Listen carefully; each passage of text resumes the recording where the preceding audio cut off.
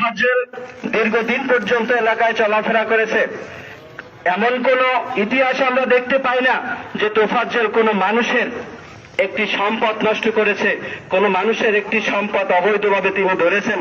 তার সর্বোচ্চ চাহিদা ছিল 50 টাকা 20 টাকা, একজনের কাছে চাইতো, কিছু খাইতো। প্রিয় ভাইয়ের আমার, আজকের যারা এই জানাজায় উপস্থিত হয়েছেন সকলের কাছে সজোরে অনুরোধ জানাচ্ছি যে এলাকায়ও যদি এরকম কোন আমরা ঘটনা দেখতে পাই যে একটি চোর বা একটি কোনো সন্দেহের বশবর্তী, সন্দেহের উপর নির্ভর করে এরকম দুর্ঘটনা আর যেন দ্বিতীয়বার পুনরাবৃত্তি না হয়, আমরা সবাই সচেষ্ট থাকব। প্রিয় উপস্থিতি, আমরা কি এই তোফাজ্জল হত্যার বিচার চাই? কে কে চাই? তো আমরা যদি তোফাজ্জল হত্যার বিচার চাই, আমরা যদি বিচার চেয়েই থাকি, তাহলে আমি আপনাদেরকে জোর অনুরোধ জানাবো যে এই জানাজা শেষে আমরা চরদানি বাজারে স্থানে, হোন্ডা স্থানে আমরা একটি মানববন্ধনের আয়োজন করেছি। আমি আশা করব চরদানি সকল মানুষের পক্ষ থেকে আপনাদেরকে অনুরোধ জানাবো যে প্রত্যেকটা মানুষ এই মানববন্ধনে আজকের অংশগ্রহণ করবেন তো ইনশাল্লাহ।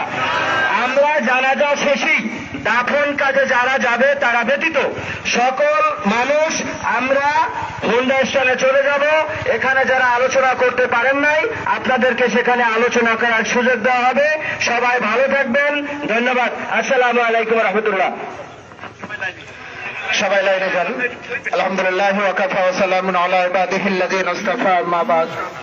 আউযু বিল্লাহি মিনাশ শাইতানির রাজীম। বিসমিল্লাহির রহমানির রহিম। কুল্লু নাফসিন যায়িকাতুল মাউত। মাতারাম, আজকের এই বিশাল জানাজায় যারা একত্রিত হয়েছে, আল্লাহর কাছে দোয়া করি আল্লাহ তাআলা এই জানাজাকে কবুল করেন, বলেন আমিন। কিন্তু ভাগ্যের নির্মম পরিহাস যে আমাদের তোফাজ্জল, তার উপর এরকম নির্যাতন হবে, নির্যাতিত হবে। তোফাজ্জল কখনো কখনো মাছের বাজারে যাইতো, বলে একটা মাছ পাইলে নিজের ছোট্ট ভাইয়ের ছেলেদের কাছে নিয়ে যাইতো, বলে এই মাছটা তোমরা খাও।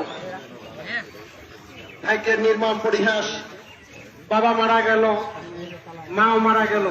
কিন্তু আমার কাছে বড় আশ্চর্য লাগতেছে যে তার মা তার বাবার জানাজা আমি পড়াইছিলাম, কিন্তু তোফাজ্জলের জানাজা আমাকে পড়াতে হবে সে কথা বুঝিনি।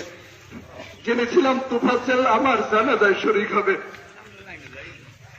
কিন্তু যেখানে মানুষ গড়ার কারিগর, আমার বড় ভাইও ঢাকা ইউনিভার্সিটিতে পড়েছিল, অনেক গিয়েছি ঢাকা ইউনিভার্সিটিতে, নিজের কাছে এখন খুব গেছিলাম এইটাই বড় দুর্বিষহ লাগতেছে যে একটা ছেলেকে কিভাবে নির্যাতন করলে পায়ের হস্ত খসে পড়তে পারে,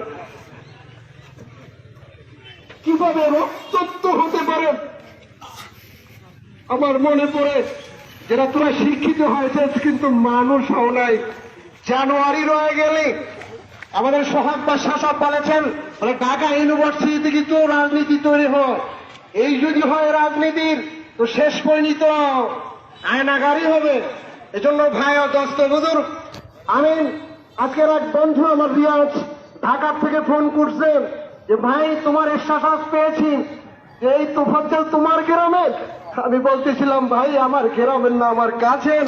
আমার মনে আছে ওর বাবা একসময় দূরে চলে গেছিল, ওরা দুর্বিষহ জীবন যাপন করতো, আমাদের বাড়ি বারবার যাইতো, কিন্তু সেই থেকে তোফাজ্জলের জীবনে মনে হয় আর শান্তি হইল না।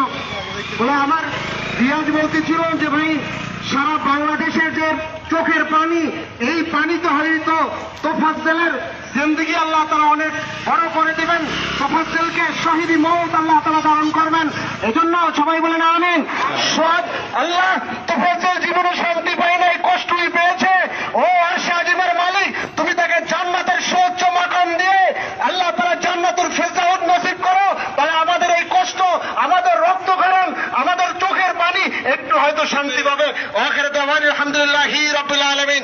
এখন জানাজা হবে, জানাজার পরেই আমাদের রেলি হবে। আল্লাহ তাআলা আমাদের জানাজার মধ্যে সকলকে অংশগ্রহণ করার তৌফিক দান করুক। আমাদের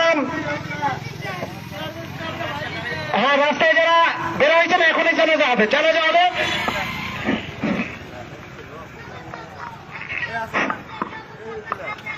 ফরজে ভাইয়া জানাজার নামাজ 4 তাকবীরের সাথে আদায় করতেছি। আল্লাহু আকবার। লাইভ ভাই জানাজার পরে হবে ইনশাআল্লাহ।